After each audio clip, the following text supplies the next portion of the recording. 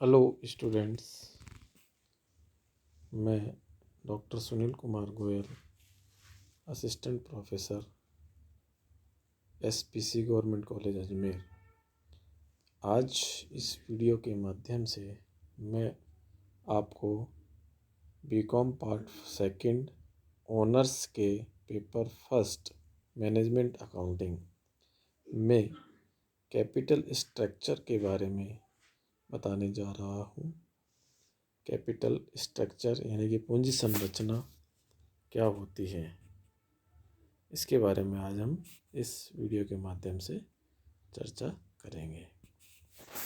देखिएगा, संरचना शब्द से जो तात्पर्य आता है वह किसी वस्तु के स्वरूप से होता है, यानी कि वह वस्तु कितने प्रकार के तत्वों से मिलकर के बनी है, यानी कि उस वस्तु के अंग कौन कौन से हैं, वह उसकी संरचना कहलाती है।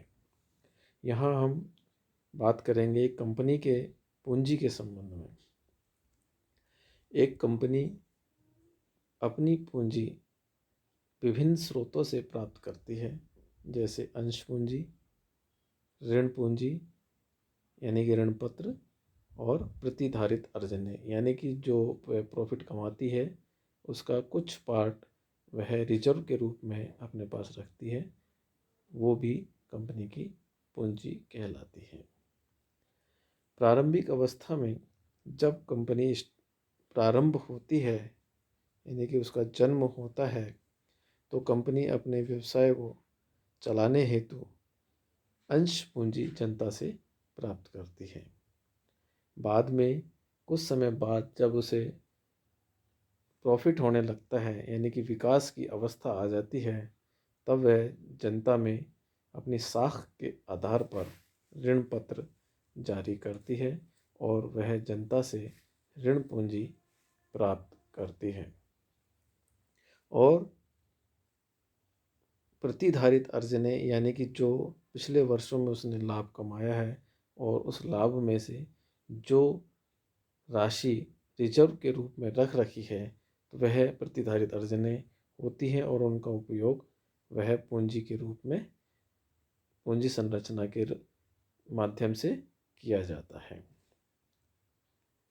यह पूंजी चाहे जिस स्रोतों से प्राप्त की जाए, इनका उपयोग कंपनी के द्वारा विभिन्न प्रकार की संपत्तियों में किया जाता है। चूँकि कंपनी की जितनी भी संपत्तियाँ होती हैं, चाहे वह स्थायी संपत्ति हो और चाहे वह चालू संपत्ति हो, उनको खरीदने हेतु जो राशि का उपयोग किया जाता है वह इस पूंजी संरचना से प्राप्त राशि ही होती है। यद्यपि एक कंपनी की संपूर्ण पूंजी एक ही होती है, किंतु इसकी रचना विभिन्न तत्वों से होती है।